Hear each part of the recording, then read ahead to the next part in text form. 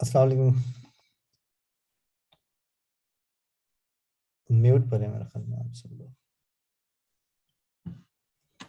अस्सलाम वालेकुम। वालेकुम अस्सलाम। अ, कैसे हैं आप लोग? खैरियत से हैं? तबीयत ठीक है? जी अल्हम्दुलिल्लाह।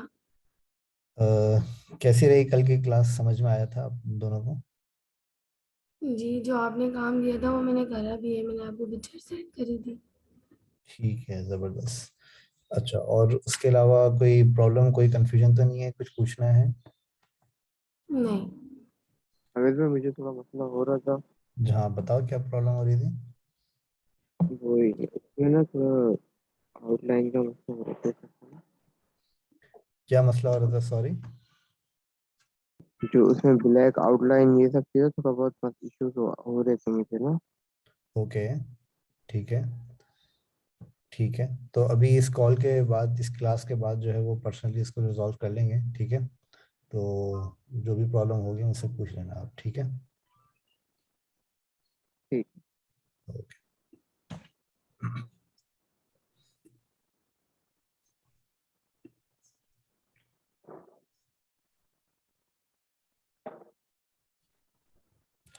मेरी स्क्रीन नज़र आ रही है आप लोगों को? ठीक। ओके।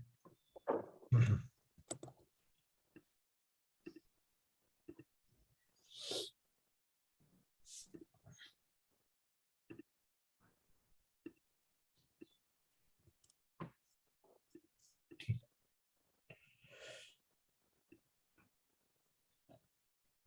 अच्छा, तो कल हमने देखा था कि इसके अंदर हमारा ये जो फ्रेम्स होते हैं, फ्रेम्स हम किस तरीके से क्रिएट करते हैं, और शेप टूल्स हम किस तरीके से क्रिएट करते हैं, ठीक है? अच्छा, फ्रेम्स के अंदर आपने, उम्मीद है मल्टीपल फ्रेम्स भी आपने नोट किया होगा कि आप यहाँ पे मल्टीपल फ्रेम्स भी आप इनपुट कर सकते हैं। जैसे अगर फॉर एग्जांपल मैं एक फ्रेम यहाँ पर लेकर आता हूँ और इसी पेज के ऊपर मुझे दूसरी स्क्रीन भी डिज़ाइन करनी है, ठीक है?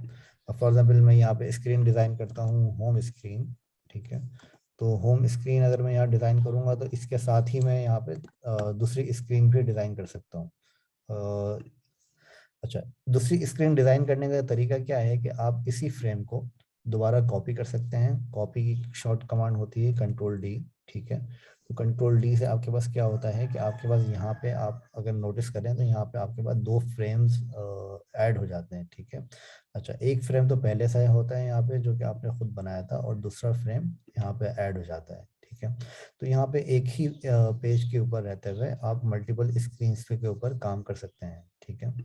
अच्छा, ज़रूरी नहीं है कि हर फ्रेम आपका, जैसे ये मैंने अगर आईफोन 13 प्रो मैक्स अगर यहाँ पे यूज़ किया है, तो ये ज़रूरी नहीं है कि हर फ्रेम आपका आईफोन 13 मैक्स प्रो का ही हो। आप फ्रेम अपना दूसरा अपना कोई सेपरेट डिफरेंट फ्रेम भी आप चूज़ कर सकते हैं यहीं से, ठीक है? अच्छा, फॉर एग्जांपल मैं यहाँ पे एक फ्रेम में यहाँ पे चूज़ करता हूँ। अच्छा, इस फ्रेम के अंदर जब आप यहाँ पर आते हैं तो यहाँ पर आपकी आती हैं लेयर्स, ठीक है? अच्छा, ये लेयर्स क्या होती हैं? ये लेयर्स आपकी एक्चुअली होती हैं, जो भी आप इस पेज के ऊपर, इस स्क्रीन के ऊपर जो भी आप एलिमेंट्स बनाएंगे, वो हर एक एलिमेंट आपका एक लेयर होता है, ठीक है? अब चाहे वो एलिमेंट आपका कोई टेक्स्ट हो, चाहे वो एलिमेंट आपका कोई बॉक्स हो, ठीक है? चाहे वो एलिमेंट आपका कोई और दूसरा टूल ही क्यों ना हो, ठीक है?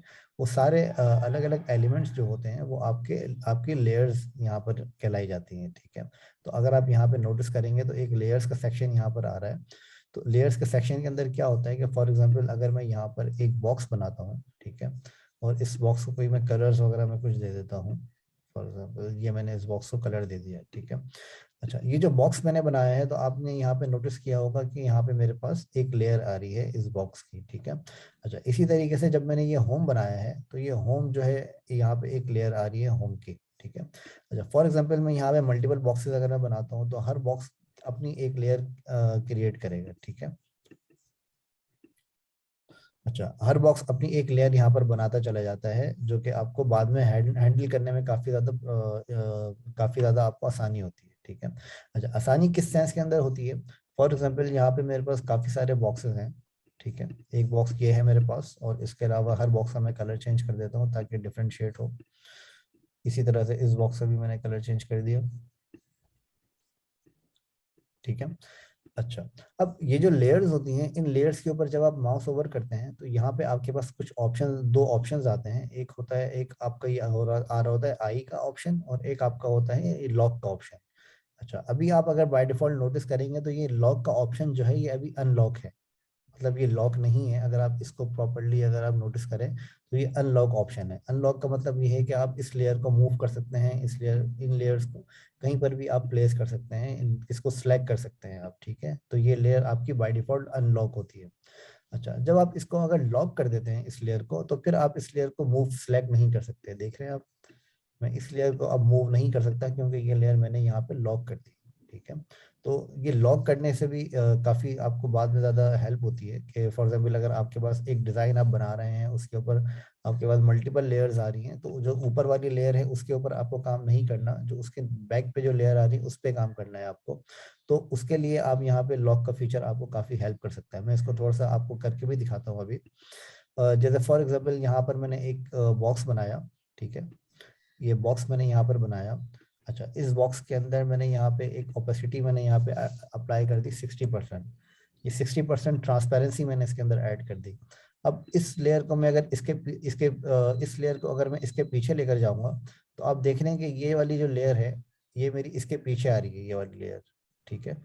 अच्छा, अब दोनों लेयर्स मेरे पास विजिबल इस वजह से हो रही हैं क्योंकि इस वाली लेयर को, ऊपर वाली ब्लू लेयर को मैंने थोड़ी सी ट्रांसपेरेंसी इसके अंदर ऐड कर दी कि ये थोड़ा सा आपका ट्रांसपेरेंट है। कितना ट्रांसपेरेंट है, अभी ये आपका 60% विजिबल हो रहा है, दैट मीन्स कि ये 40% ट्रांसपेरेंट आपके पास आ रही है, ठीक है। अच्छा, फिर इसके बाद अच्छा, फॉर एग्जाम्पल अब मुझे ये पीछे वाली, अब ये वाली लेयर जो है मेरी यहाँ पर आ रही है, ठीक है। अब मुझे उस लेयर को सिलेक्ट करना है, तो उस लेयर को मैं सिलेक्ट नहीं कर सकता जब तक मैं यहाँ से उसको सिलेक्ट नहीं करूँ, ठीक है। तो अभी तो हमारे पास यहाँ पे कम लेयर्स आ रही हैं, लेकिन जब यहाँ पे हमारे पास मल्टीपल लेयर्स होती हैं तो उसके अंदर काफ़ी ज़्यादा हमें इस तरह की प्रॉब्लम्स आती हैं। अच्छा, अब फॉर एग्जाम्पल मैं ये जो ऊपर जो ब्लू लेयर मेरी आ रही है, अगर इस ब्लू लेयर को मैं लॉक कर देता हूँ, ठीक है। अब ये मैंने ब्लू वाली लेयर को यहाँ से लॉक कर दिया। अब अच्छा, अब अगर मैं पीछे लेकर जाऊंगा तो आप देख सकते हैं कि मैं इसको सिलेक्ट कर सकता हूँ, ठीक है। अच्छा, तो ये इस तरह की फंक्शनैलिटी के अंदर हमारे पास ये लॉक वाला फीचर काफ़ी हेल्प करता है हमें, ठीक है। अच्छा, अब मैं इसको थोड़ा सा अनलॉक कर देता हूँ। अनलॉक करने के बाद यहाँ पे एक और ऑप्शन आ रहा है आई का। आई का ऑप्शन क्या करता है कि ये आपकी लेयर को शो और हाइड करता है। अब अगर अभी यहाँ पे आई का ऑप्शन आ रहा है तो दैट मीन्स कि आपकी ये वाली लेयर आपके पास शो हो रही है, आपको यहाँ पे दिखाई दे रही है, ठीक है। अच्छा, अब अगर मैं अगर मैं इस आई के ऊपर क्लिक करूंगा तो आप देखेंगे कि यहाँ पर एक हमारे पास आइकन आ गया है जिसके अंदर आपकी आई जो है वो क्लोज हो गई है एक तरह से। तो तो अब ये लेयर आपके पास यहाँ पे विजिबल नहीं हो रही, ठीक है। अब लेयर यहाँ पर तो है आपके पास, लेकिन यहाँ पे विजिबल नहीं होगी, ठीक है। तो ये भी एक तरीका होता है लेयर को शो और हाइड करने का, ठीक है। अच्छा, अच्छा, इसके अंदर एक और भी चीज होती है जो कि काफी ज्यादा हेल्प करती है आपको अपने लेयर्स को अरेंज करने में। अच्छा, इस क्या होता है इसके अंदर के जब हमारे पास मल्टीपल लेयर्स हमारे पास होती हैं, मैं इसको डिलीट कर देता हूँ। जब हमारे पास मल्टीपल लेयर्स होती हैं तो हमें काफ़ी ज़्यादा इस तरह का काम करना होता है कि कुछ लेयर्स हमें ऊपर चाहिए या कुछ लेयर्स हमें नीचे चाहिए होती हैं। ऊपर और नीचे का मतलब कि वो ओवरलैप आपस में कर रही होती हैं, ठीक है। अब फॉर एग्जांपल हमारे पास ये 3 लेयर्स हैं, ठीक है। अब ये 3 लेयर्स हमारे पास हैं, इसके अंदर आप अगर नोटिस करें तो एक लेयर आपके इसके अंदर और 2 लेयर्स ये ग्रीन वाले बैकग्राउंड के ऊपर ओवरलैप कर रही हैं, ठीक है। अच्छा, ये जो ओवरलैप लेयर कर रही है इसके अंदर अगर आप ये चाह रहे हैं कि ये ग्रीन वाली लेयर ये पिंक वाली लेयर से ऊपर आ जाए, ठीक है। तो इसके लिए सिंपल आप ये करेंगे कि ये जो आपका लेयर्स का जो पैनल आ रहा है इसके अंदर आप ग्रीन वाली लेयर जो अभी बॉटम पर है इसको उठा के आप ऊपर लेकर आ जाएंगे। अच्छा, ऊपर लाने का तरीका क्या है कि आप सिंपल आप इस पर क्लिक करें, क्लिक करके इसको सिंपल ड्रैग कर दें। मतलब क्लिक को होल्ड रखना है, क्लिक को छोड़ना नहीं है। अच्छा, क्लिक को होल्ड रख के इसको आप ऊपर ड्रैग कर दें, तो जितना ज़्यादा आपकी ये वाली लेयर टॉप पर होगी उतना ज़्यादा आपकी ये वाली लेयर ऊपर होगी, यहाँ पर फ्रंट पर होगी, ठीक है। तो इस तरीके से आप लेयर्स को आप अपनी अरेंज कर सकते हैं। अच्छा, अच्छा, जब आप अपनी लेयर्स को अरेंज कर सकते हैं तो फिर उसके बाद हमारे पास यहाँ पे ऑप्शन आ जाता है कि फॉर एग्जांपल अगर मैं यहाँ पे किसी भी एक लेयर को सिलेक्ट करूंगा तो किसी भी एक लेयर को सिलेक्ट करने के बाद यहाँ पर मेरे पास और भी ऑप्शंस आ जाते हैं, ठीक है। अच्छा, ये ऑप्शंस हमारे पास किस तरह के होते हैं? अच्छा, ये ऑप्शंस हमारे पास किस तरह के होते हैं, इनमें से कुछ ऑप्शंस हमने कल देख लिए थे। और कुछ ऑप्शंस के बारे में मैं आपको अभी बताता हूँ, ठीक है। अच्छा, एक ऑप्शन तो आपका ये वाला आ गया जिसके अंदर आपने ये लेयर को अपने अरेंज कर लिया। अरेंज करने के बाद यहाँ पे जब आप देखते हो तो यहाँ पे आपके पास ऑप्शन आता है फिल करने का, ठीक है। अच्छा, फिल करने का क्या मतलब होता है कि आपको इस लेयर के अंदर बैकग्राउंड कलर कौन सा देना है, ओके। तो फिल करने का तरीका ये होता है कि जब आप सिंपल इस लेयर को आप सिलेक्ट करें, सिलेक्ट करने के बाद आप जब यहाँ पर जाते हैं तो जैसे कि मैंने पुरानी क्लासेस में अपनी बताया था कि हर हर कलर का अपना एक कोड होता है, तो उसी कोड के जरिए आप इन लेयर्स को फिल कर सकते हैं, ठीक है। तो मतलब वही कोड, वही कलर कोड्स आप अप्लाई करते हुए इन लेयर्स को फिल कर सकते हैं। अच्छा, इसके अंदर दो तरीके होते हैं, या तो आप यहाँ पे कलर चूज कर लें, अगर आपको कलर कोड पता है तो आप उसके अंदर कलर कोड भी यूज कर सकते हैं। तो ये दो तरीके इसके अंदर होते हैं। एक तरीका ये होता है कि आप यहीं पे अपना बाय डिफॉल्ट कलर कोई चूज कर लें, ठीक है। और दूसरा तरीका ये होता है कि आप यहाँ पर अपना कलर कोड एंटर कर दें। तो जब आप कलर कोड अपना एंटर करेंगे तो वो ऑटोमेटिकली वो कलर कोड उठा लेगा। ये आपका हैक्स कोड होता है कलर का, ठीक है। और ये आपका तकरीबन 6 डिजिट्स का कोड होता है, ओके। अच्छा, इसके अंदर हमारे पास ये एक बार आ रही होती है जो कि हमें बता रही होती है कि आपका लेयर कलर्स जो हैं आपको कौन से वेरिएशंस के चाहिए। अगर आपको ब्लू के अंदर चाहिए तो ब्लू के अंदर आपके पास ये सारे ऑप्शंस आ रहे हैं, ठीक है। अगर आपको पिंक के अंदर कलर्स चाहिए तो पिंक के अंदर आपके पास ये सारे ऑप्शंस आ रहे हैं। डार्क, इसमें डार्क भी है, लाइट भी है, सारे मतलब इसमें मिलियंस ऑफ कलर्स हैं। फिर इसके बाद अगर आपको रेड के अंदर चाहिए तो रेड के अंदर आपके पास इस तरह के ऑप्शंस, ऑरेंज के अंदर आपके पास इस तरह के ऑप्शंस आ रहे हैं, ठीक है। अच्छा, अब इसके अंदर ये एक ऑप्शन आ रहा है बिल्कुल कलर्स के नीचे, ट्रांसपेरेंसी का, ठीक है। ट्रांसपेरेंसी क्या होती है, जैसे कि मैंने आपको अभी बताया था, ट्रांसपेरेंसी क्या होती है कि अगर आप, मैं यहाँ पे मेरी दो लेयर्स हैं और दो लेयर्स के ऊपर अगर मुझे कलर्स में ट्रांसपेरेंसी ऐड करनी है तो उसके लिए मैं सिंपल ये करूँगा कि यहाँ पे क्लिक करने के बाद मैं यहाँ पे अपनी ट्रांसपेरेंसी यहाँ से मैनेज कर सकता हूँ, ठीक है। देख रहे हैं, आपका जो पहला जो कलर है ये आपका थोड़ा सा ट्रांसपेरेंसी इसके अंदर ऐड हो गई। अब पीछे मेरा वाइट वाइट बैकग्राउंड इसके अंदर आ रहा है, तो दैट मीन्स कि ट्रांसपेरेंसी के अंदर वाइट बैकग्राउंड के ये ऊपर लेकर आ रहा है, ठीक है। अच्छा, इसका एक लॉस ये है यहाँ से ट्रांसपेरेंसी ऐड करने का कि ये आपका ऊपर वाली लेयर के अंदर जो है ये सॉरी, अच्छा, इसमें ट्रांसपेरेंसी ऐड करने का एक लॉस ये है कि जो ऊपर वाली लेयर है, अगर ये वाली लेयर आपकी ऊपर होती है तो उसके अंदर फिर ये आपको ट्रांसपेरेंसी नहीं दिखाता है यहाँ पे, ठीक है। अच्छा, जैसे फॉर एग्जांपल ये वाली लेयर मैंने नीचे रखी हुई है और ये वाली लेयर मैंने ऊपर रखी हुई है, ठीक है। तो अब ये वाली लेयर को ट्रांसपेरेंसी इसके अंदर दिखानी चाहिए जबकि वो नहीं दिखा रहा मुझे। वो क्यों नहीं दिखा रहा है? वो इस वजह से नहीं दिखा रहा है मुझे क्योंकि इसके कलर के अंदर डिफरेंस है, ठीक है। तो आप देख रहे हैं कि इसका जो कलर है, अगर आप इसके कलर को चेंज करेंगे इस वजह से वो आपको ट्रांसपेरेंसी नहीं दिखा रहा था इसकी।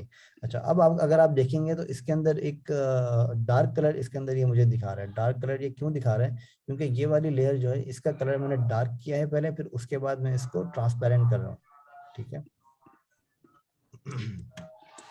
अच्छा, अच्छा, ट्रांसपेरेंसी ऐड करने के दो तरीके होते हैं। एक तरीका तो इसका ये होता है कि आप यहाँ से ट्रांसपेरेंसी ऐड कर दें, और दूसरा तरीका इसका ये होता है कि जब आप किसी लेयर को सिलेक्ट करते हैं तो आप यहाँ पे से भी ट्रांसपेरेंसी ऐड कर सकते हैं, ठीक है।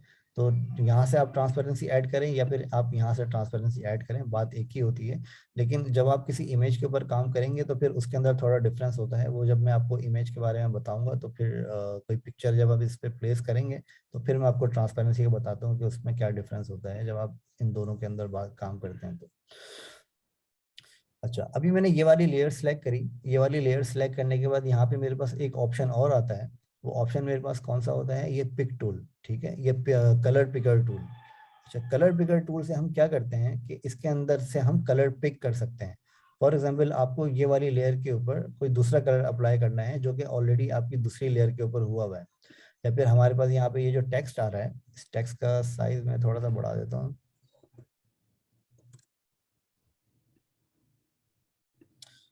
ये टेक्स्ट का साइज मैंने बता दिया। अब फॉर एग्जाम्पल मुझे यहाँ पे इसके इस टेक्स्ट के ऊपर कलर वो अप्लाई करना है जो कि मेरा ये बॉक्स के ऊपर कलर हुआ है। तो यहाँ पे मैं क्या कर सकता हूँ, यहाँ पे मैं इसके ऊपर कलर पिकर टूल को सिलेक्ट करके मैं अगर यहाँ पे लेकर जाऊंगा तो यहाँ से मैं इसका colour tool picker tool select कर सकता हूँ। तो ये एग्जैक्टली वही कलर इसके ऊपर अप्लाई कर देगा जो आपने सेलेक्ट किया है कलर पिकर टूल से, ठीक है।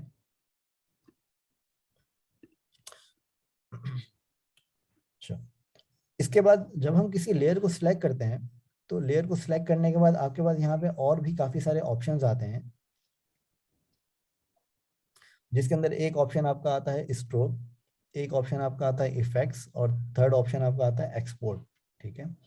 अच्छा, जब आप स्ट्रोक के ऑप्शन के अंदर जाते हैं तो स्ट्रोक के अंदर ऑप्शन के अंदर आपके पास ऑप्शन आ रहे होते हैं कि स्ट्रोक का कलर क्या होना चाहिए। ठीक है, स्ट्रोक का कलर क्या होना चाहिए, स्ट्रोक का साइज क्या होना चाहिए।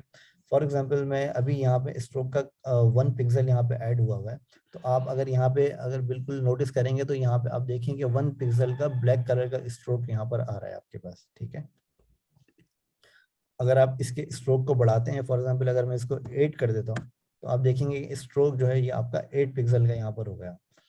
ठीक है। अच्छा, फिर इसके बाद जब आप यहाँ पे ये स्ट्रोक के ऊपर जब आप ओपेसिटी अप्लाई करते हैं, इसको कहते हैं ओपेसिटी। ठीक है, ओपेसिटी क्या होती है कि आपकी ट्रांसपेरेंसी अप्लाई करता है।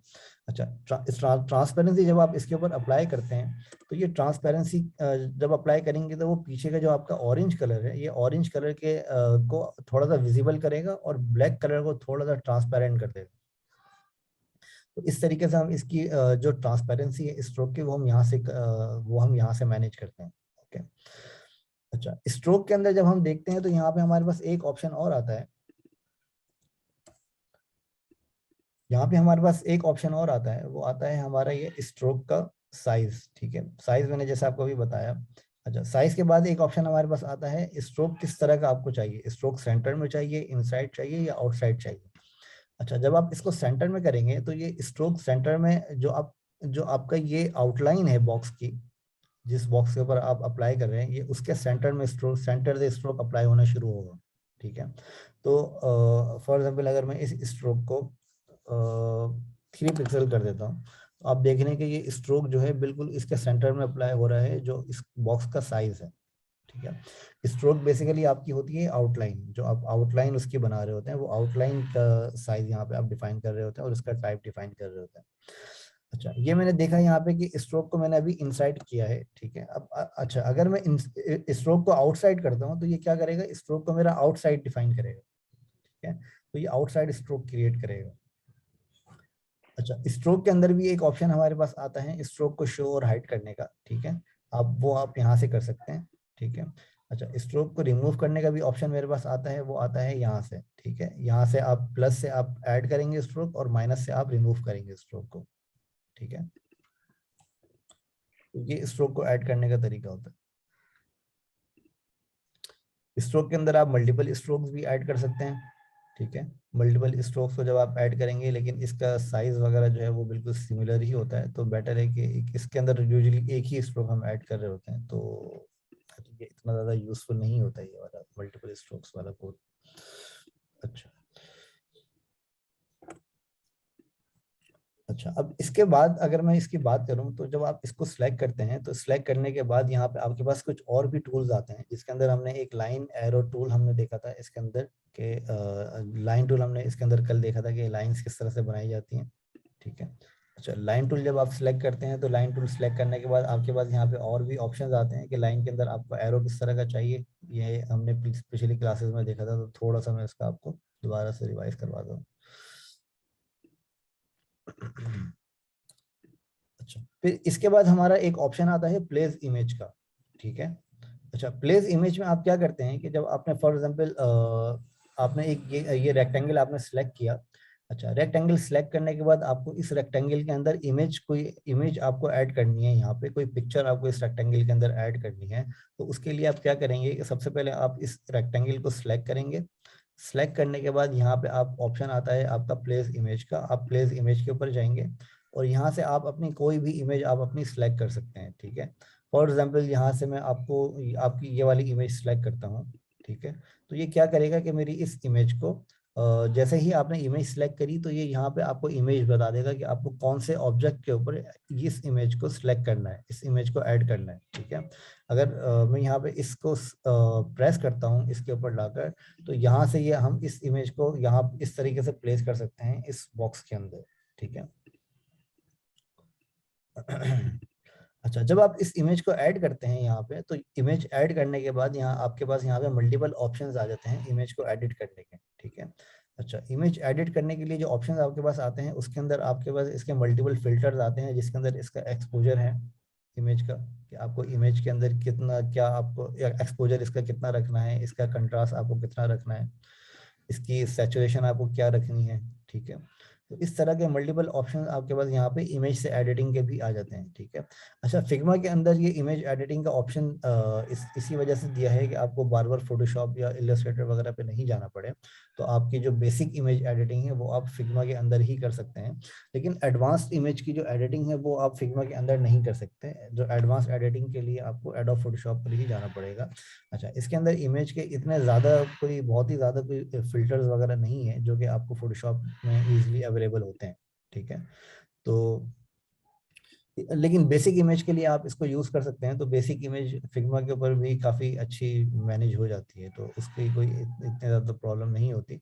लेकिन अगर आपको कोई इमेज की एडिटिंग करनी है एडवांस लेवल की, तो उसके लिए आपको फोटोशॉप का यूज़ करना पड़ेगा, ठीक है।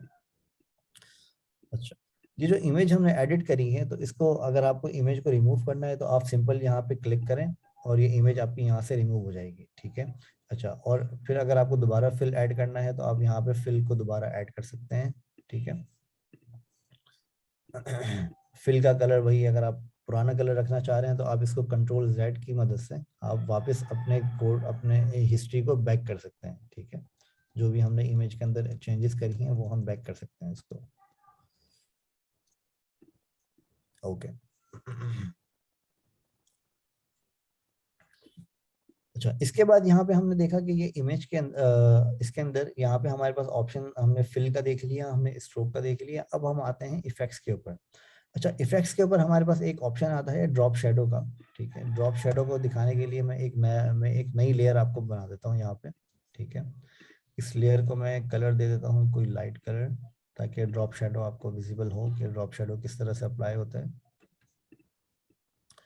ठीक है। ये लेयर आप लोगों को नजर आ रही है। अच्छा, फिर इसके बाद आपके पास जब यहाँ पे आप इफेक्ट्स के अंदर आते हैं तो इफेक्ट्स के अंदर आपके पास ऑप्शन आता है ड्रॉप शेडो का।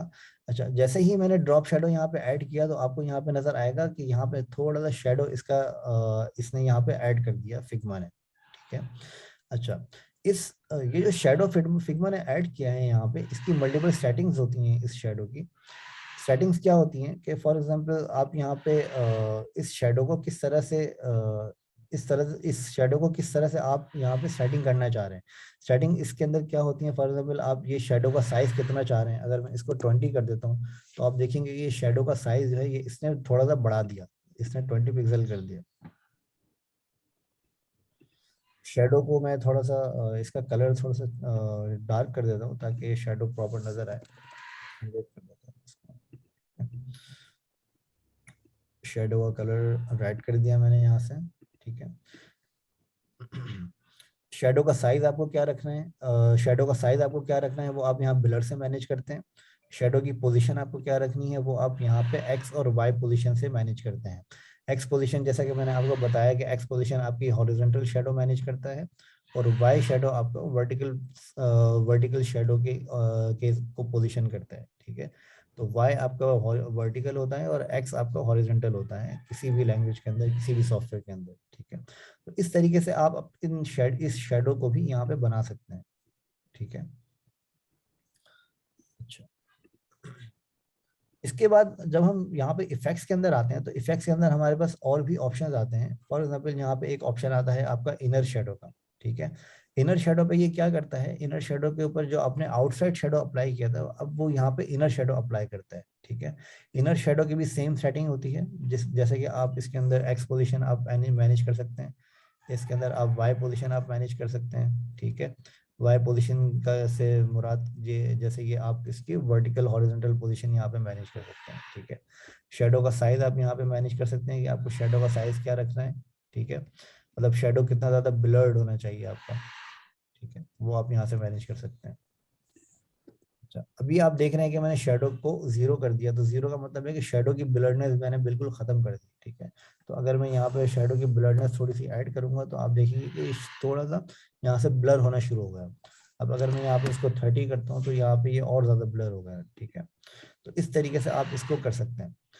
अच्छा, एक इसके अंदर बड़ी अच्छी एक चीज है कि जब आप ये जो आपके पास नंबर्स आ रहे हैं, इनके ऊपर जब आप ये एक्स के ऊपर माउस कर्सर लेकर जाते हैं, तो जब आप एक्स के ऊपर कर्सर या वाई के ऊपर कर्सर लेकर जाते हैं, तो यहाँ पर आपको ये कर्सर चेंज कर देता है। कर्सर चेंज करने का मकसद ये होता है कि ये आपको लेफ्ट और राइट का कर्सर अब आप यहाँ पे दे रहे हैं आपको। इसका मतलब ये होता है कि जब आप यहाँ पे आप क्लिक करेंगे, तो क्लिक करने के बाद आप इसको ड्रैग करके इसको आप चेंज कर सकते हैं। इसको आप होल्ड करके, ठीक है, होल्ड करना पड़ेगा आपको, क्लिक को रिलीज नहीं करिएगा। इसको होल्ड करके आप यहाँ पे इसको चेंज कर सकते हैं। तो ये बड़ा अच्छा एक ऑप्शन है जो कि बड़ा आपको हेल्प करता है इसकी प्रॉपर पोजीशनिंग करने में इजीली, ठीक है। तो इसी तरीके से आपका वाई का जो है वो आपको मैनेज करता है। इसी तरीके से आप इसको बिलर को भी आप यहीं से मैनेज कर सकते हैं, ठीक है।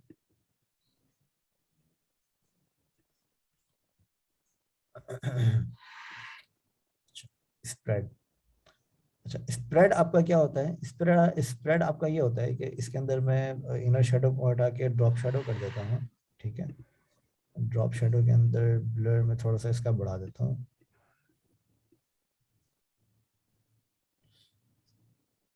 अच्छा, स्प्रेड का वैसे यूजुअली उर्दू में स्प्रेड का मतलब होता है फैलाना, ठीक है। तो स्प्रेड क्या करता है कि आपको ये शेडो को फैलाता है कि आपको इस शेडो के अंदर कितना आपको स्प्रेड ऐड करना है, कितना ज्यादा आपको ये शेडो फैलाना है, ठीक है। तो ये चीज आप स्प्रेड से मैनेज करते हैं। तो अगर आप यहाँ पे नोट करेंगे, तो मैंने यहाँ पे इसको होल्ड किया। होल्ड करने के बाद अब मैं यहाँ पे अगर इसको करता हूँ, तो ये स्प्रेड से इसकी साइजिंग में मैनेज कर रहा हूँ, ठीक है। और ब्लर से आप क्या काम, अच्छा इन दोनों में थोड़ा सा डिफरेंस है, ब्लर में और स्प्रेड में। ब्लर में क्या करते हैं, ये आपके शेडो कितना ज्यादा ब्लर्ड होना चाहिए वो आप यहाँ से बताते हो इसको, ठीक है। स्प्रेड क्या काम करता है? स्प्रेड आपके इसकी साइजिंग का मैनेज करता है, ठीक है, कि आपको शेडो का साइज कितना रखना है।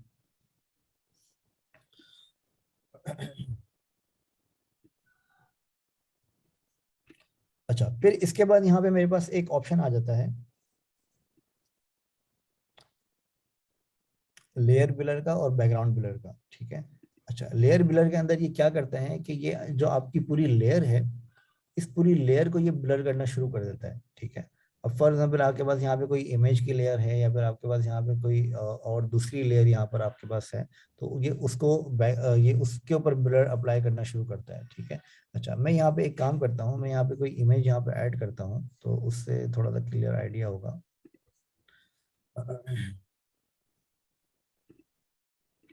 प्लेस इमेज में करता हूँ इसको, और यहाँ पे इस इमेज को मैं ऐड कर देता हूँ, ठीक है। अच्छा, अब अगर मैं यहाँ पे लेयर ब्लर अप्लाई करूंगा, तो आप देख रहे हैं कि ये इसने मेरी इमेज को यहाँ पे ब्लर करना शुरू कर दिया, ठीक है। तो लेयर ब्लर भी इसी तरीके से काम करता है। इसके अंदर कितना ब्लर आपको सेट करना है, कितना ब्लर आपको अप्लाई करना है, वो आप यहाँ से डिफाइन कर सकते हैं, ठीक है। कितना ब्लर आपको अप्लाई करना है वो आप यहाँ से डिफाइन कर सकते हैं। अच्छा, इसके अंदर इसमें और शेडो में आपको जाहिर है काफी ज्यादा डिफरेंस है। तो इसके थोड़ा सा कंफ्यूज मत होइएगा कि शेडो में क्या होता है और ब्लर लेयर ब्लर में क्या होता है। तो इसके अंदर जो है लेयर ब्लर के अंदर ये पूरी ओवरऑल जो आपकी लेयर है, इस पूरी लेयर को ये ब्लैक करता है, बजाय इसके कि ये पूरे बैकग्राउंड को या फिर इसके सिर्फ कॉर्नर्स को करे। ये पूरी लेयर को आपके ब्लर करता है, ठीक है। चाहे वो आपके लेयर इमेज की हो, चाहे वो आपके लेयर किसी भी ऑब्जेक्ट की, किसी भी एलिमेंट की हो, ठीक है। तो ये पूरी लेयर को ब्लर करते हैं यहाँ से। अच्छा, फिर इसके बाद जब आप यहाँ पे देखते हो, तो यहाँ पे आता है आपका बैकग्राउंड ब्लर, ठीक है। अच्छा, बैकग्राउंड ब्लर भी यही काम करता है, लेकिन बैकग्राउंड ब्लर के बारे में मैं आपको बाद में बताता हूँ कि बैकग्राउंड ब्लर क्या काम करता है, क्योंकि इसके अंदर थोड़ा सा और डिटेल्ड आपको बताऊंगा, वरना थोड़ा सा भूल जाएंगे आप।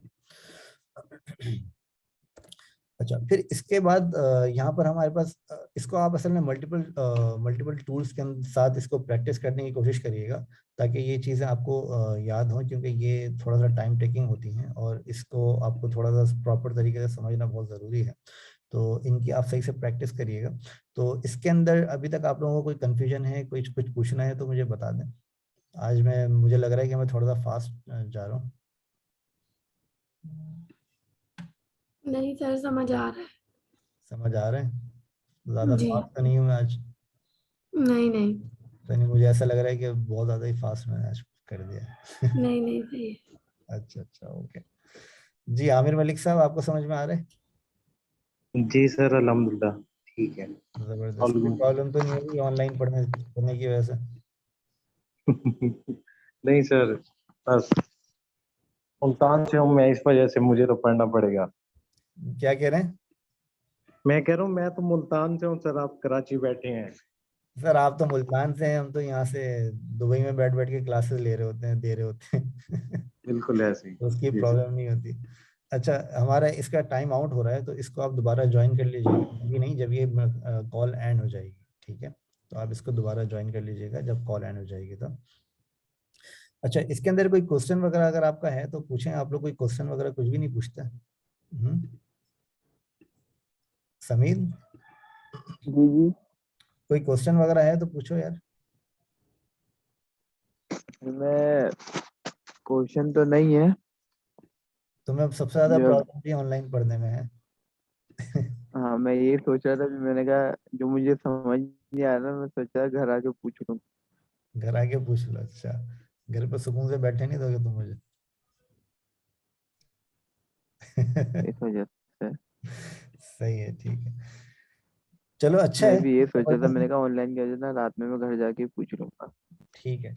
अच्छा, तो इसके अंदर अभी तक जो जैसे हमारी क्लासेस चल रही हैं, इसके अंदर आप लोगों को कोई प्रॉब्लम वगैरह तो नहीं हो रही? इसके अंदर प्रॉपर तरीके से सारी चीजें प्रैक्टिस कर रहे हैं आप लोग या नहीं कर रहे हैं? कर रहे हैं प्रैक्टिस तो। कर रहे हैं प्रैक्टिस।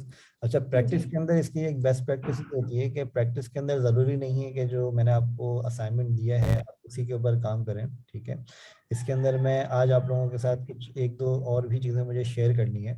तो मेरा जो आज थोड़ा सा मैंने आप लोगों को फास्ट पढ़ाया है, उसको इस उसका एक रीज़न ये है कि मैं आज थोड़ा सा आप लोगों से ये टूल से हट के भी थोड़े से कुछ एसेट्स मैं आप लोगों से शेयर करूंगा जो कि प्रोफेशनली यूज़ किए जाते हैं, जो कि डिज़ाइनर्स जो हैं वो यूज़ करते हैं, ठीक है?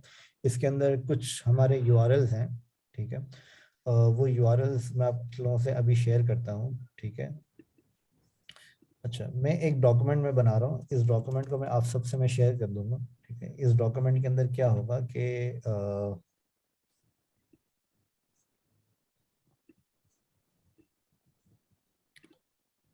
अच्छा, इस डॉक्यूमेंट के अंदर क्या होगा कि यहाँ पे मैं कुछ लिंक्स यहाँ पे मैं यहाँ पे ऐड कर रहा हूँ। ये लिंक्स आपके बड़े इंपॉर्टेंट लिंक्स हैं। अच्छा, क्या होता है कि जब आप किसी प्रोफेशनल इंडस्ट्री में जब आप काम करते हैं ना, जब आप जब आप किसी प्रोफेशनल किसी रियल क्लाइंट्स के लिए जब आप काम करते हैं, तो उसके अंदर आपको क्या होता है कि आप मल्टीपल इमेजेस जो हैं आप उसके अंदर यूज कर रहे होते हैं, अपने एसेट्स आप उसके अंदर यूज कर रहे होते हैं, ठीक है? अच्छा, वो एसेट्स क्या होते हैं कि फॉर एग्जांपल आपको एक वेबसाइट बनानी है या आपको एक मोबाइल ऐप बनानी है किसी ट्रैवल एजेंसी की, ठीक है? तो वो ट्रैवल एजेंसी की आपने कहीं से कोई इमेज आपने गूगल में इमेजेस से आपने उठाई और वहाँ पे आपने लगा दी, ठीक है? अच्छा, ये तरीका जो है वो सही नहीं होता। ये तरीका क्यों सही नहीं होता है? क्योंकि हम तो जैसे पाकिस्तान में रहते हैं ना, तो हम अक्सर औकात ऐसा होता है कि हम बाहर के क्लाइंट्स के लिए काम कर रहे होते हैं, जैसे कि यूएस है, यूके है। तो वहाँ पे यहाँ पे कॉपीराइट पॉलिसीज एक टर्म होती है, कॉपीराइट पॉलिसीज की, ठीक है? कॉपीराइट पॉलिसी, ठीक है? अच्छा, ये कॉपीराइट पॉलिसीज वहाँ बाहर के जो ममालिक हैं उनके अंदर बहुत ज़्यादा स्ट्रांग होती हैं ये कॉपीराइट पॉलिसीज। आप अगर यहाँ यहाँ से आप अगर किसी की गूगल से आप कोई इमेज उठा के लगा रहे हैं और वो इमेज किसी ने खरीदी भी है, तो वहाँ पे अगर आप उस इमेज को यूज़ करते हैं तो वो आपको अलाउ नहीं होता है कि आप किसी की भी इमेजेस को उठा के आप इस तरीके से किसी भी कमर्शियल पर्पज़ के लिए उसको यूज़ कर सकें, ठीक है? तो ये याद रखिएगा, कमर्शियल पर्पस के लिए जो आप इमेजेस यूज करते हैं उसका कॉपीराइट अलाउ होना बहुत ज़्यादा ज़रूरी होता है, ठीक है? तो सम टाइम ऐसा होता है कि जो क्लाइंट्स होते हैं उनको बहुत ज़्यादा इसका लॉस पे करना होता है, जो कि अगर किसी फॉर एग्जांपल आपने किसी ऐसी कंपनी की कोई इमेज यूज़ कर ली जो कि आपको अलाउ नहीं थी, तो उसके अंदर वो आपको सू कर सकता है, वो उस कंपनी को सू कर सकता है जिसके लिए आपने वो इमेज बनाकर दी है। अच्छा, क्लाइंट्स जो है ना उनको ये सारी टेक्निकलिटीज नहीं पता होती, लेकिन ये तब पता चलती है जब उनको इस तरह की कोई प्रॉब्लम फेस करना पड़ती है, ठीक है? तो इस तरीके के इश्यूज से बचने के लिए डिजाइनर्स क्या करते हैं? डिजाइनर्स कुछ ऐसे एसेट्स हैं, कुछ ऐसे यूआरएल्स, कुछ ऐसी वेबसाइट्स हैं जिनको यूज कर रहे होते हैं, ठीक है? अच्छा, वो वेबसाइट्स आपकी कौन कौन सी वेबसाइट्स हैं वो मैं आपको अभी थोड़ी देर में बता रहा हूँ, ठीक है? उन वेबसाइट्स के अंदर क्या होता है कि एक टर्म होती है CC0, क्रिएटिव कॉमन जीरो। अगर आप चाहें तो खुद भी सर्च कर लीजिएगा इसके बारे में।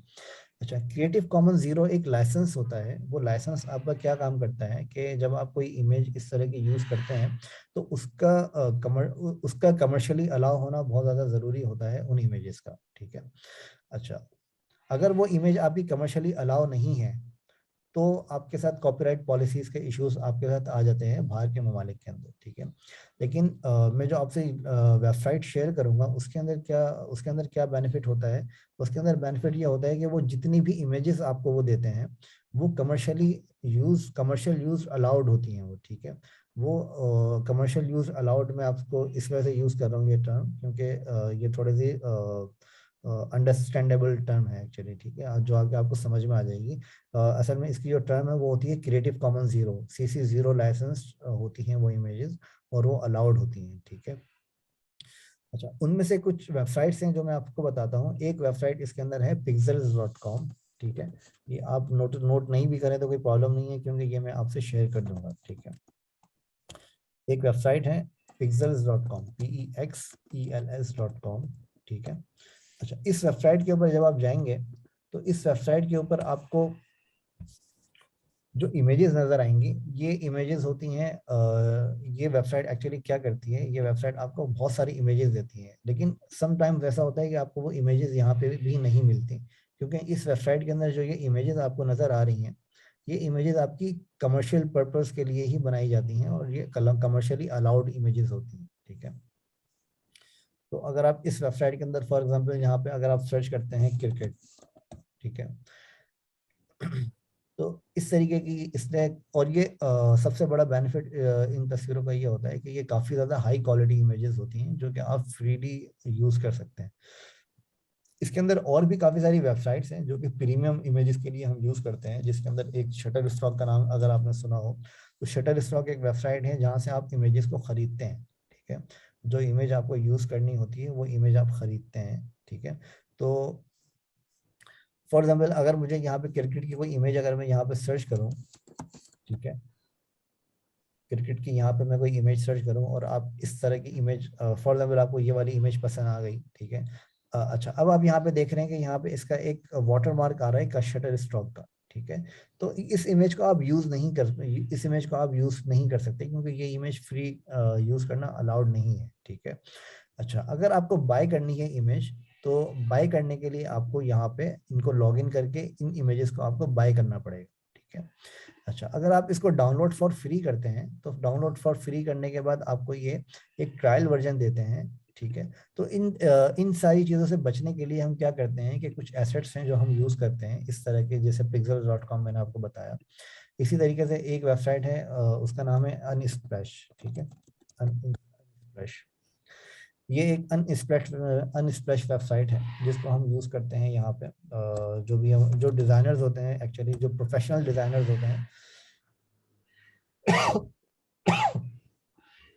जो प्रोफेशनल डिजाइनर्स होते हैं वो इस तरह की वेबसाइट्स को यूज करते हैं अब कोई भी इमेज को सॉरी किसी भी इमेज को अपने प्रोजेक्ट और अपने रियल क्लाइंट्स की ऐप या वेबसाइट वगैरह बनाने के तौर पे, ठीक है। अच्छा, इनकी सबसे बड़ी खास बात यही होती है कि ये इमेजेस कमर्शियल यूज अलाउड होती हैं, ये वाली सारी इमेजेस जो भी आप देख रहे हैं, ठीक है। तो इनके अंदर भी काफी सारे जबरदस्त ऑप्शंस आपको मिलते हैं, ठीक है। फॉर एग्जाम्पल मुझे ये वाली इमेज कहीं पे यूज करनी है तो ये यहाँ पे मैं डाउनलोड फ्री करता हूँ तो यहाँ पे मेरे पास काफी जबरदस्त रेजोल्यूशंस की इमेजेस मैं फ्री ऑफ कॉस्ट में डाउनलोड कर सकता हूँ, ठीक है। और ये कमर्शियली अलाउड भी हैं, ठीक है। अच्छा, इसका जो मैक्सिमम साइज है ये सारे साइजेस इसके अंदर आते हैं डाउनलोड करने के लिए। ये मैं अनस्प्लैश देख रहा हूँ और अगर आप pixels.com पे जाएंगे तो pixels.com पर भी इस तरह के सारे साइजेस यहाँ पर आपको नजर आएंगे कि ये सारे साइजेस आप फ्री ऑफ कॉस्ट डाउनलोड कर सकते हैं और इसको यूज भी कर सकते हैं कमर्शियल पर्पज के लिए।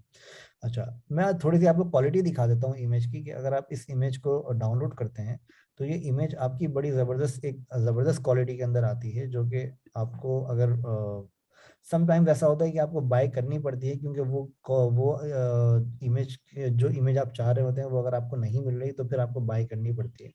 अच्छा, ये देख रहे हैं आपकी इमेज की क्वालिटी, हमने फ्री ऑफ कॉस्ट हमने ये इमेज यहाँ से हमने डाउनलोड करी है, ठीक है। और ये कमर्शियली अलाउड इमेज है और इसकी बड़ी ज़बरदस्त क्वालिटी है इस इमेज की, ठीक है।